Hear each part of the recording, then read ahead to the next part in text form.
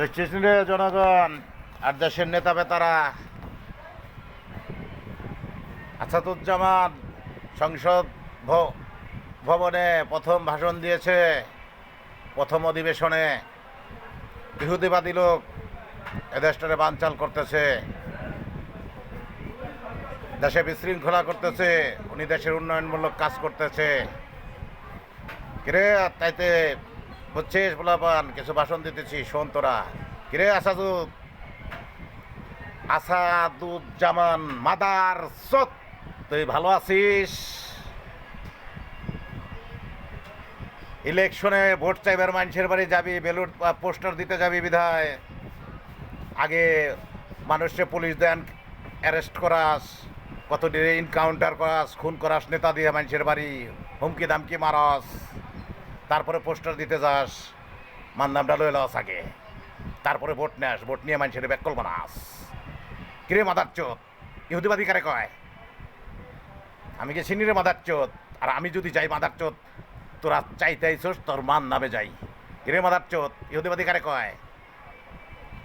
ওই আসাদুজ্জামান রে তোরা পোলাপান খেয়াল রাখ।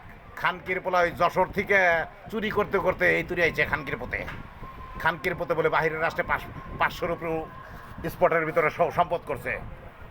আমি খানকির পোলার হাত ধরে পাকড়াইতে পারতেছি না, বুঝছিস? বিরাট বড় বিখাউস খুনি খানকির পোলায়। খানকির পোলা অনেক বড় খুনি। তাই লাইক কমেন্ট শেয়ার দা পাশে থাকা, ফাইনাল করে দে, ওরা ফাইনাল।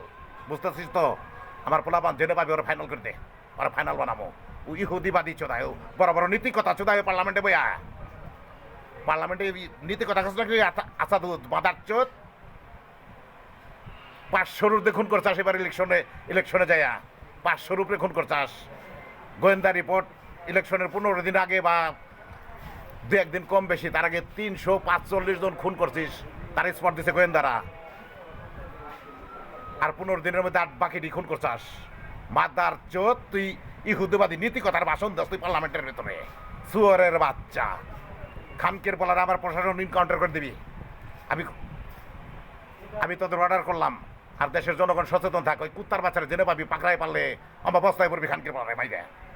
খানকির পোলা নীতি কথা চুদাও, হ্যাঁ দেশে চুরি চুদাও আর নীতি কথা চুদাও। খানকির পোলা দেশে তো করছো দেশের ডিমান্ড ছেড়ে দিয়ে তারপরে বাইরের রাষ্ট্রে 500 স্পটে বাড়ি ঘর করছো, হ্যাঁ 500টা বাড়ি স্পটে সম্পদ করছো তুমি। খানকি মাগির পোলা আবার নীতি কথার ভাষণ চুদাও। আমার নাম জনগণ, আমার নাম আবুল দাদা। তোরা ভালো থাকিস, আল্লাহ হাফেজ।